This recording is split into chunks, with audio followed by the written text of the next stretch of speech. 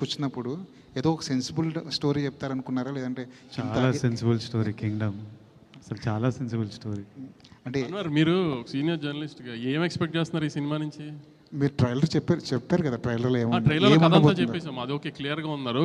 అందుకే wrong expectations ఆడియన్స్ని సినిమాకి పిలవకూడదని ఉద్దేశంలోనే ట్రైలర్లో కథ ఓపెన్ చేసేసాము. అసలు ఆ ట్రైలర్ అలా చూసిన తర్వాత కూడా మీరేం ఎక్స్పెక్ట్ చేస్తున్నారు? వంశీ గారు ఇక్కడ ఎక్స్పెక్ట్ చేస్తున్నారు అంటున్నారు. ఇప్పుడు మేము ఎక్స్పెక్ట్ చేసే దానికోసం సినిమాలు మళ్ళీ రీక్రియేట్ చేస్తారా? మరి రీక్రియేట్ చేస్తున్నాము, మీరు ఎక్స్పెక్ట్ చేసింది తీసామో లేదో మీకు తెలియదు కదా, రీక్రియేట్ చేసిన అవసరం ఉంది అప్పుడే. కానీ ఏం ఎక్స్పెక్ట్ చేస్తున్నారంటే చెప్తారు. అంటే చెక్ చేస్తున్నాం మేము పెట్టిన ట్రైలర్కి ఆడియన్స్ కరెంట్లీ ఏంటి మూడ్, మీ ఎక్స్పెక్టేషన్స్ ఏంటి అని చెక్ చేయడానికి. విజయ్ గారు, ఆడియన్స్ని కూడా మీరు చెప్పండి. ఆడియన్స్ని కూడా ఒక వార్ జోన్లోకి లాగే ప్రయత్నం అయితే చేస్తున్నారు. ఒక పెద్ద యాక్షన్ కాన్వాస్ ఉన్న సినిమా, ఒక బ్రదర్ ఎమోషన్ ఉన్న సినిమా చూపించబోతున్నారు, అంతేనా? నేను చెప్పనా, మీరు చెప్పండి.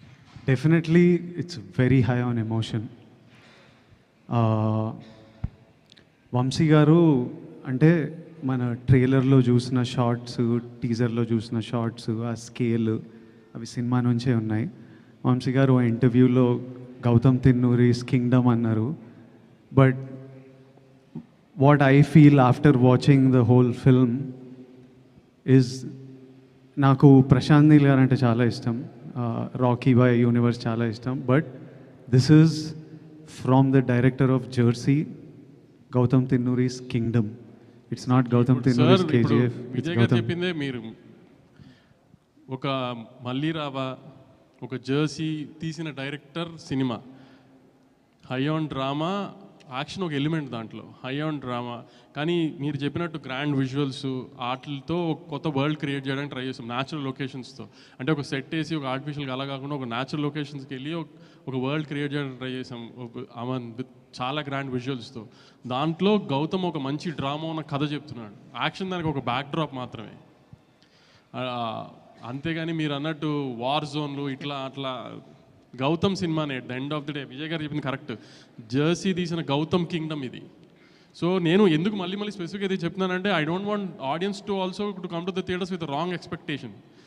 నేను ట్రైలర్లో కూడా అందరూ ఎందుకు కథ ఓపెన్ చేస్తున్నాం అని అడిగితే కూడా మేము కథ ఓపెన్ చేసేయడానికి కారణం అదే. ఆడియన్స్ ఆ థియేటర్లోకి వచ్చేప్పటికి వాళ్ళకి ఒక ఐడియా ఉంటుంది ఏం చూస్తానికి వస్తున్నారు అని. సో ట్రైలర్లో ఏమైతే కథ చెప్పామో యాస్టీస్గా కథ, సినిమా కథ అదే. మళ్ళీ అదే స్ట్రెస్ చేసి చెప్తున్నాను, ఆడియన్స్ ఎక్స్పెక్టేషన్స్, రాంగ్ ఎక్స్పెక్టేషన్స్ లేకుండా క్లియర్ కట్గా ఇది జెర్సీ గౌతమ్ కింగ్డమ్ సినిమా ఇది. విజయ్ గారు, ఈసారి ఎలాగైనా సరే హిట్ కొట్టాలన్న ప్రెషర్ మీ షోల్డర్స్ మీద ఉంది సార్ ఈ సినిమా చేస్తున్నప్పుడు? కానీ ప్రెషర్ ఎప్పుడు ఉంటుంది, ప్రెషర్ తప్పదు, కానీ ఎవరికి లేదు ప్రెషర్. నాకు సినిమా పర్ఫామ్ చేయాలి, మా ప్రొడ్యూసర్ ఇంత డబ్బులు పెట్టిండు, ఆయనకు డబ్బులు రావాలి, డిస్ట్రిబ్యూటర్లు కొంటున్నారు, ఆడియన్స్ మనకి ఇంత ప్రేమిస్తున్నప్పుడు వాళ్ళ రోజు ఇట్లా బుకింగ్స్ ఇట్లా చూసి వాళ్ళు రేపు వెళ్ళినప్పుడు ఎంజాయ్ చేయాలిరా, తృప్తిగా బయటికి రావాలి అన్న, మనం కొడుతున్నాం అంటే అరే నిజంగా కొట్టాలిరా మనం అని ఉంటుంది.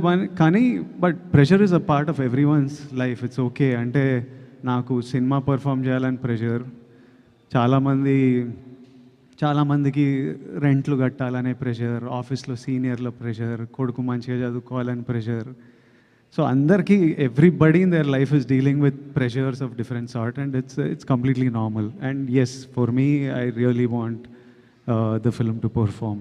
భాగ్యశ్రీ, వంశీ గారు, భాగ్యశ్రీ.